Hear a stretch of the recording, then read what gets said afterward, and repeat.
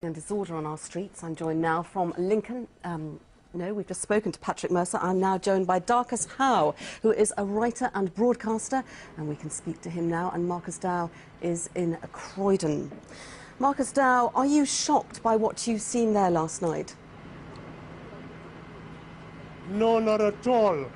I have been living in London for 50 years.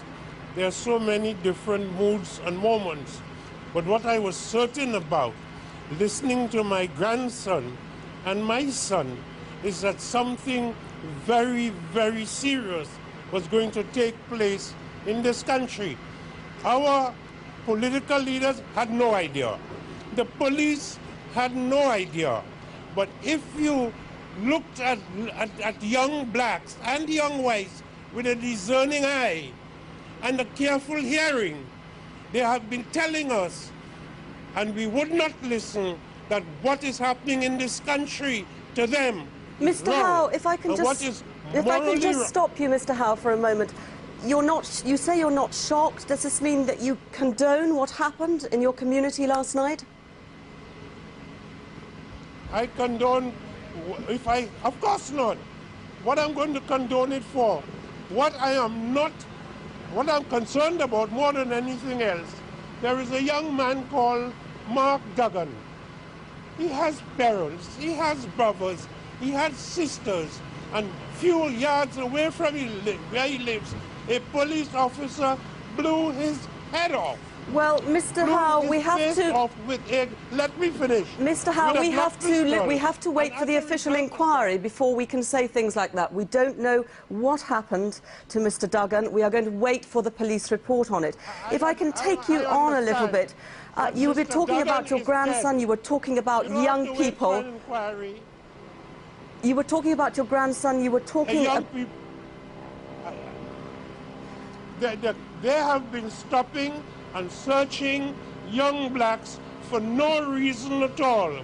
I have a grandson, he's an angel, and he began to think he was coming of age when the police slapped him up against the wall and searched him, and he thought he had now had a gold star. I asked him the other day, apropos of a sense that something was going seriously wrong in this country. I said, how many times have the police searched you? He said, Papa, I can't count. There's so many times. Mr. Howe, that may well have happened, and if you say it did, I am not to gainsay you, but that is not an excuse to go out rioting and cause the sort of damage that we have been seeing over the last few days. Where were you in 1981 in Brixton? Mr. I don't call it rioting, I call it an insurrection of the masses of the people.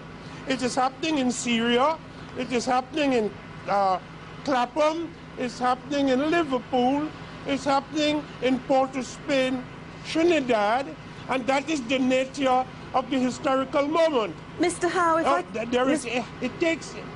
Mr. Howe, if I can just ask you, you are not a stranger to riots yourself, I understand, are you?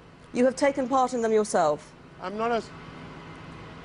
have never taken part in a single riot. I've been on demonstrations that ended up in a conflict, and have some respect for an old West Indian Negro and stop accusing me of being a rioter.